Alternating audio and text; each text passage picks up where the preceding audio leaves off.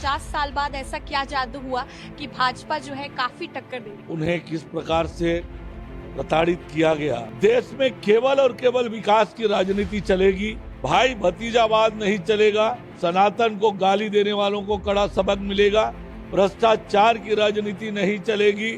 पश्चिम बंगाल में तो इतिहास बना है, आसाम में एनडीए बीजेपी की सरकार बनने जा रही है। जी बिल्कुल, देखिए अभी मेरे साथ जो है उप मुख्यमंत्री अरुण साव मौजूद हैं, क्योंकि देखिए 5 राज्यों के चुनाव को लेकर के जो आज रिजल्ट है वो आ रहे हैं और कहीं ना कहीं भारतीय जनता पार्टी में खासा उत्साह है। हमारे साथ डिप्टी सीएम है, सीधा उनसे जो है लाइव आपकी चर्चा करवाते हैं। जिस तरीके से जो रुझान देख रहे हैं, जो परिणाम देख रहे हैं, भाजपा में काफी उत्साह है।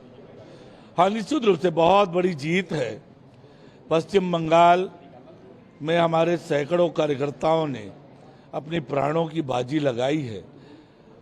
उन्हें किस प्रकार से प्रताड़ित किया गया, किस प्रकार से उन्हें अनेक कार्यकर्ताओं को मौत के घाट उतारे गए, तो बहुत त्याग और बलिदानी भारतीय जनता पार्टी को पश्चिम बंगाल में करनी पड़ी है।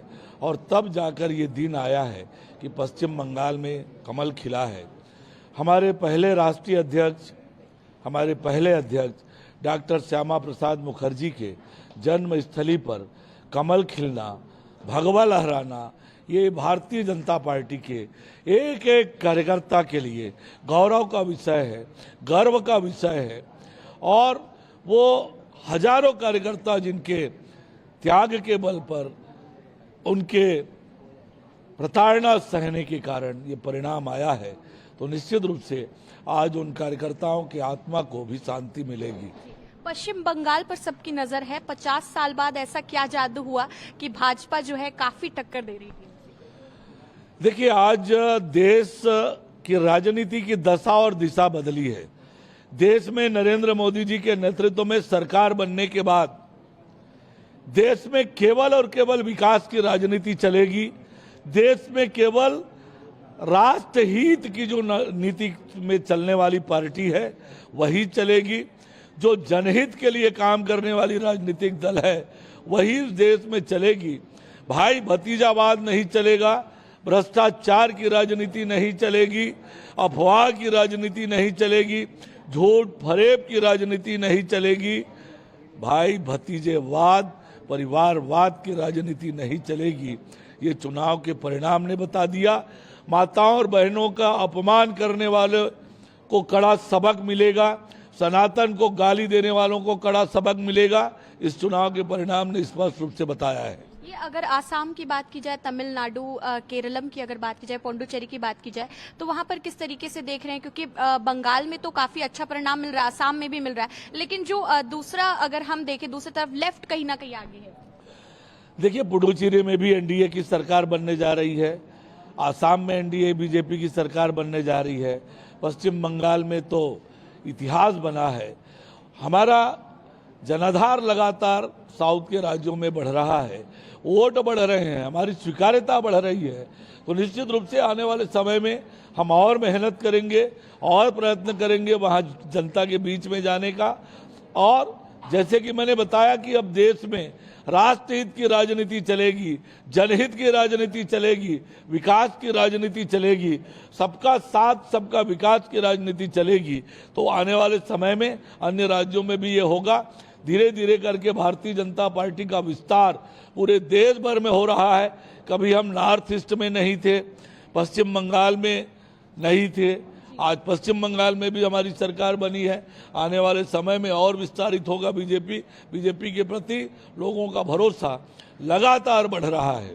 ये लेकिन विपक्ष जो है लगातार हिंदू मुस्लिम पोलराइजेशन को लेकर के जो है अक्यूज कर रहा है बीजेपी को। देखिए, कांग्रेस पार्टी के पास है क्या और विपक्ष के पास है क्या ये बोलने के अलावा?